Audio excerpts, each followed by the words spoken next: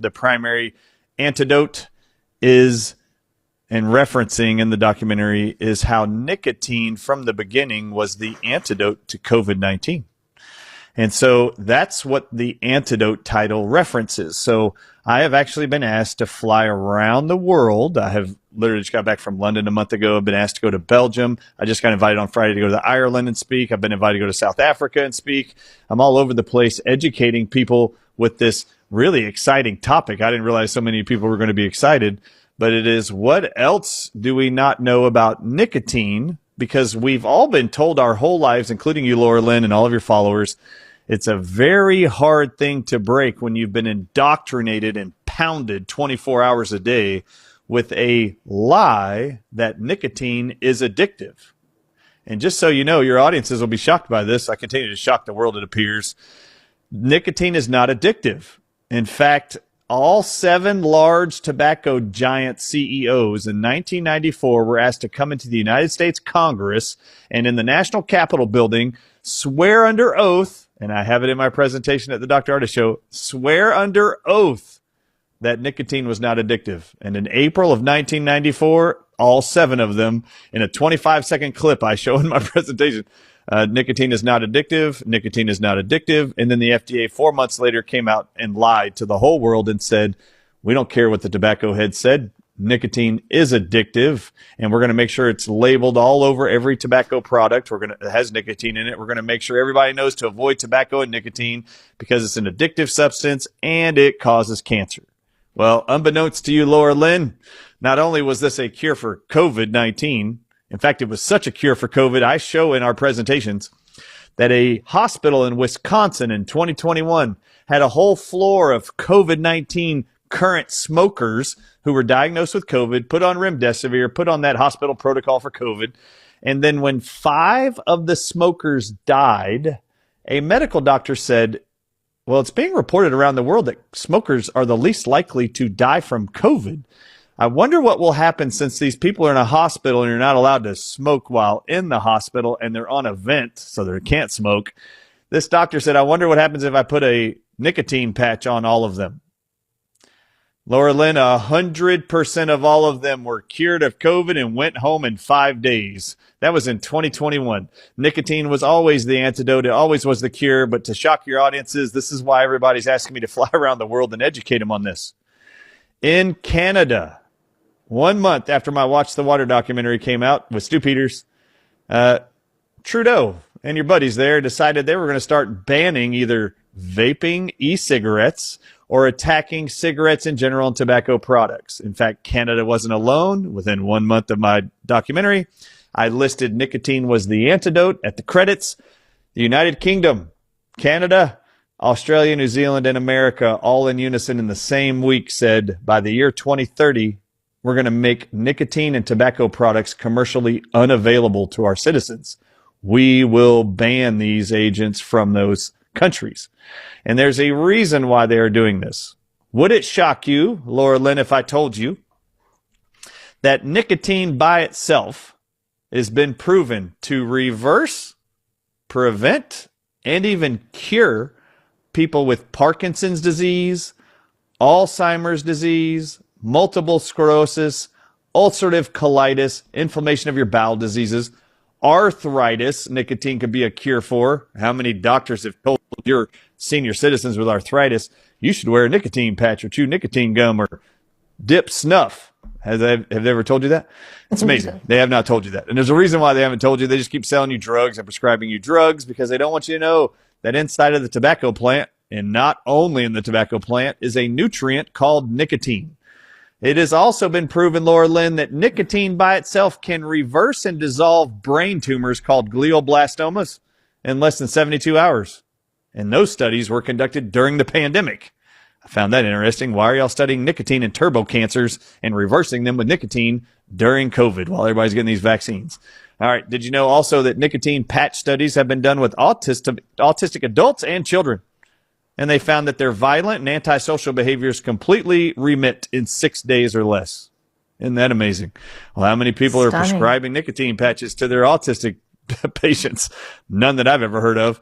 So I continue to show research surrounding all of these various topics and how it's been shown beneficial. You know what? I was in a car being driven to an event this weekend in Tennessee, and the driver, who also opened his home for a VIP dinner, decides to tell me that he's been a type 1 diabetic for years, is insulin resistant, until he saw my presentations on how nicotine has helped cure people of type 1 diabetes, which is what he had.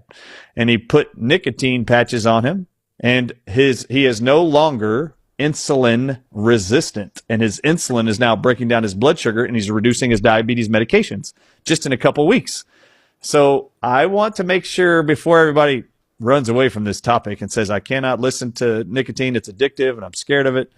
I just need to ask you, Laura Lynn, did you know that nicotine is second highest in content by weight inside of eggplants, second only to tobacco plants? Did you know that the third highest containing nicotine vegetable on earth is tomatoes? Every red tomato that you've ever eaten has nicotine in it. Wow. Did you know that green tomatoes have 10 times the amount of nicotine as red tomatoes? Did you know that bell peppers, cauliflower, celery, zucchini, all nightshade vegetables have tons of nicotine? In fact, that whole group of foods, nightshade vegetables, has the second highest amount of nicotine, only second to tobacco. Wow. Now, this one should shock you. Have you ever eaten a potato chip or mashed potatoes or a baked potato or French fries, Laura Lynn? Mm-hmm. I have. Did you know that white potatoes have nicotine in them? And every time you've eaten potatoes, you're sucking down nicotine.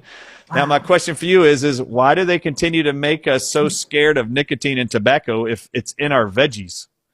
And I'm going to go ahead and explain this to you.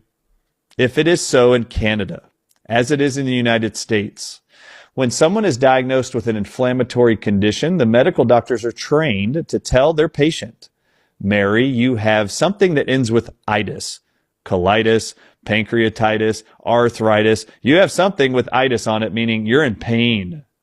And then they will say to you, we need to put you on steroids to suppress your inflammation.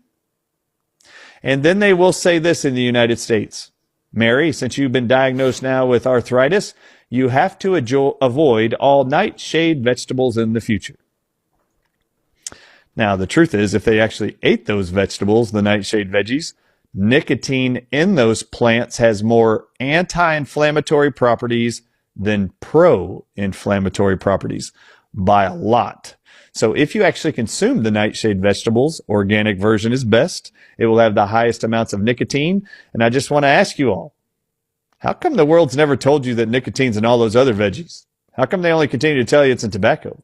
And then how come they keep scaring you from using anything that has an addictive substance called nicotine? Well, just so you know, if nicotine's addictive, you would be addicted to eggplants. And if you ever ate an eggplant, you would wake up with night sweats thinking you need more eggplants. And how many of you have ever heard your boss ever be asked by another coworker for a celery break? Because you're just too addicted to celery. You just can't get over the nicotine addiction in your celery and cauliflower and zucchini. The truth is, nicotine is not addictive. You're never going to be addicted to those vegetables. You cannot be addicted to it. Harvard, the University of Harvard, figured out in 2015 and published a study online, peer-reviewed and published. And I show the whole world this over and over and over. They confirmed in 2015 and published that nicotine alone does not make tobacco products addictive at all. In fact, another scientist came forward in 2012 and said, actually, nicotine makes humans and all mammals aversive to nicotine, and we want to push it away. We don't want it. It's actually a deterrent. This is why they put nicotine, literally powdered nicotine, on plants to keep bugs and insects from coming around the plants. Nicotine is a deterrent. It is an irritant. Nobody wants it.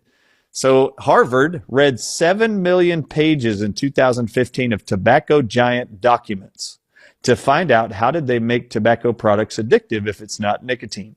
This was just 5 years before the pandemic. And they found out that the FDA has approved since the 1970s, all tobacco giants can add 599 man-made chemicals to their tobacco products, of which 15 are called pyrazines, and Harvard confirmed in 2015 these man-made chemicals called pyrazines are why tobacco products are addictive. It's not nicotine. And then even said in their paper, FDA, we expect you should start regulating pyrazines over nicotine. So this is the level of lying, pervasive lying, propaganda you've seen around tobacco since 1994, leading up to the pandemic in 2020. They needed the majority of people in the world not using tobacco products because they have the highest amount of nicotine. And they knew the whole goal for the pandemic was to get an injection in everybody's arm around the world. And the only way people would fall for that crap is if they got sick. Well, if everybody was using tobacco products, the majority of human beings weren't going to get sick from their spike protein venom-laced virus, they wanted to call it, because nicotine was the antidote to those spike protein / venom proteins. So this was the protective measure there. For the rest of my life, I will wear a 3 milligram nicotine patch because not only does nicotine cure those diseases, Yep. I've actually learned over the last 2 years that every virus on Earth is beaten with nicotine. And I'm talking influenza, I'm talking coronaviruses, measles virus, rabies virus, polio virus, HIV virus. They're all scientific studies confirming that nicotine is the antidote to all of those. You know what I Holy find smokes. interesting?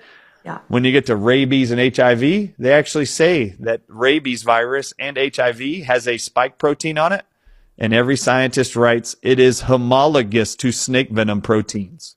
And nicotine's the antidote to those also.